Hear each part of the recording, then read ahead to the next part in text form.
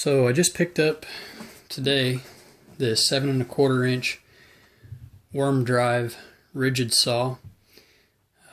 I have an older 7 1/4 inch worm drive saw that I actually bought it used, and I use it a lot for cutting metal when I'm doing metal buildings and stuff.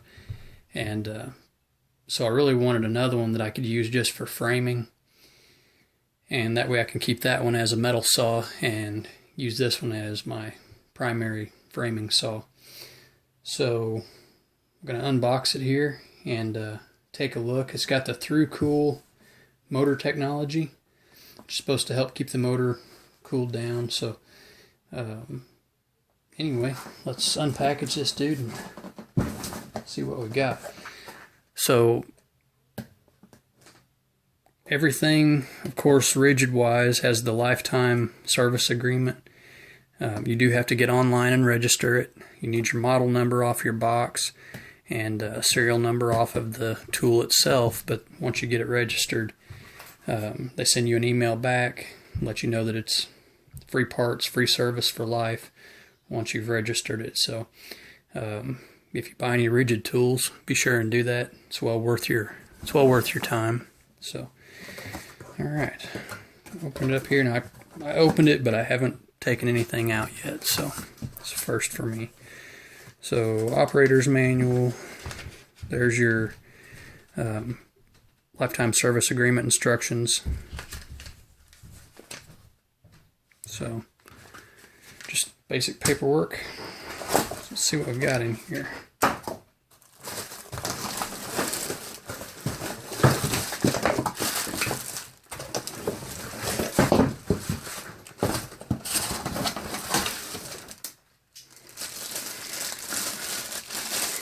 You always want to check the box really good and make sure that you get everything. Okay, so there's the 24 tooth blade. I think that's everything that's in the box. Okay, so let's pull off wrapping here.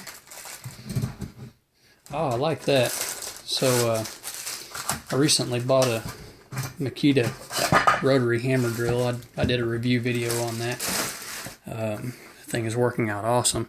But one thing that I really like about it is it has this feature, and that doesn't look like much, but if you're working on a ladder, scaffolding, or with sawhorses, this is really handy to hang your tool on. Any kind of a rung, 2x2, anything that's 2 inches wide, in fact, you can hang that on. So that's a neat little feature to have. So here it is, side view. I'm gonna go ahead and got the built-in Allen wrench right here. I really like that. I like having that handy like that. So let's see where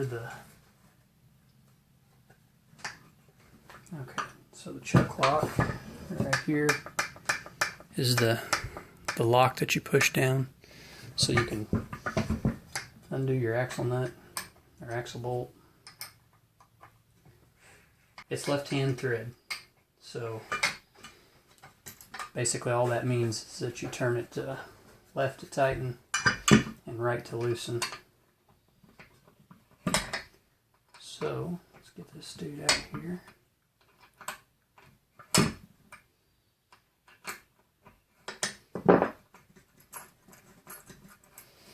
Alright, now you're going to have, of course, the bolt. It's got a retainer clip on it. Whoops. And you've also got this washer. So there's one that stays on the saw that goes below the blade. So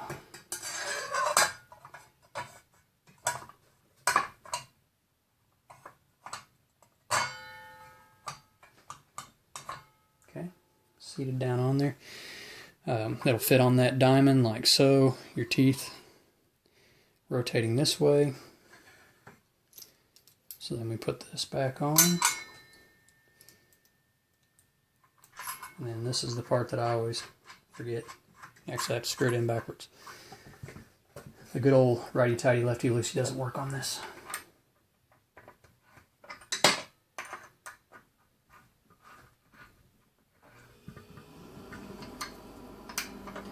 Get in there. Now if this is like most other saws, you don't have to torque this down. You just want it tight, you know, snug, but you don't want it so tight that you're not going to be able to get it out to change blades. So there we go. That's in. That's got a little magnet that keeps it in there. So there it is. Blade in it. Here's your adjustment for your up and down on your fence. Or I always say that fence, but the base plate. And then in the front, that's your lock and unlock to adjust the angle. And just like my cordless saw, it has indentions at every 5 degrees. So, like that. Got a measuring tape here on the side, or a rule in inches. Goes up to 8, stops at 9 inches. And then the same across the front, 0 to 1.5, and then 0 to 3.5. So, worm drive saws have a gear lube, and that's your gauge. When this is setting level, that little gauge right there tells you where your gear lube is at. So, it's a pretty mean looking saw. It's definitely heavy built. Zoom in on it here just a little bit. So there's the side profile. Look underneath. Nice.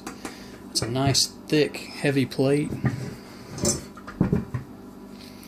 And this is the button that you push down again to lock the axle in place so that you can take the blade on and off.